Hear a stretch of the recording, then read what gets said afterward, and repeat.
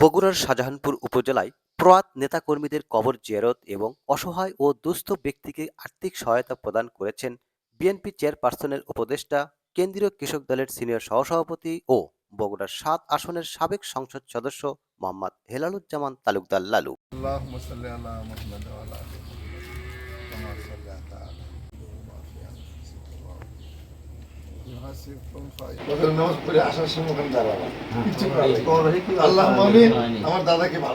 মঙ্গলবার বেলা 12:30 থেকে বিকেল 5:30 পর্যন্ত তিনি সাজাপুর, মানিকদিপা, শৈলধুকরি ও ড্যামাজানি গ্রামের প্রয়াত বিএনপি ও অঙ্গ সংগঠনের নেতাকর্মীদের কবর জিয়ারত করেন এবং মরহুমদের পরিবারের খোঁজখবর নেন ও গভীর সমবেদনা জানান।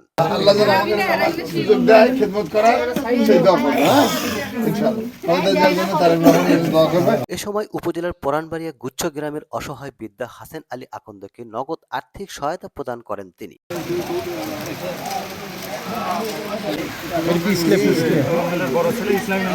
এ কর্মসূচিতে অংশ নেন উপজেলা বিএনপির সাবেক আহ্বায়ক ও উপজেলা পরিষদের সাবেক ভারপ্রাপ্ত চেয়ারম্যান আবুল বাশার, উপজেলা বিএনপির সহসভাপতি বজলুর রহমান নীলু, সাবেক যুগ্ম সাধারণ সম্পাদক ও সাবেক ইউপি চেয়ারম্যান আসাদুজ্জামান অটল, বাদশা সরকার, শাহাদাত হোসেন, জেলা যুবদলের সাবেক সহ সাংগঠনিক সম্পাদক ও উপজেলা বিএনপির সাবেক সহ সাংগঠনিক সম্পাদক শফিকুল ইসলাম শফিক, উপজেলা বিএনপির সদস্য শফিকুল ইসলাম, চৌফিনগর ইউনিয়ন বিএনপির সাবেক সভাপতি ইমরান হোসেন, সাবেক যুগ্ম সম্পাদক আমিনুর রহমান, আড়িয়া ইউনিয়ন বিএনপির সাবেক আহ্বায়ক মহসিন আলী, সাবেক ইউপি সদস্য আবুল কাশেম, উপজেলা যুবদলের সিনিয়র যুগ্ম আহ্বায়ক জিল্লুর রহমান, রেজাউল করিম রেজা, উপজেলা স্বেচ্ছাসেবক দলের সিনিয়র সহসভাপতি হাসান আলী আকন্দ, সাবেক যুগ্ম সম্পাদক রিয়াজুল ইসলাম সবুজ, জেলা ছাত্রদলের গণমাধ্যম বিষয়ক সম্পাদক মহিউদ্দিন, উপজেলা ছাত্রদলের সাংগঠনিক সম্পাদক শহীদুল ইসলাম, উপজেলা জিয়া পরিষদের সভাপতি মোস্তাফিজুর রহমান মোস্তাক, রেজাউল মোস্তফা ফরহাদ সহ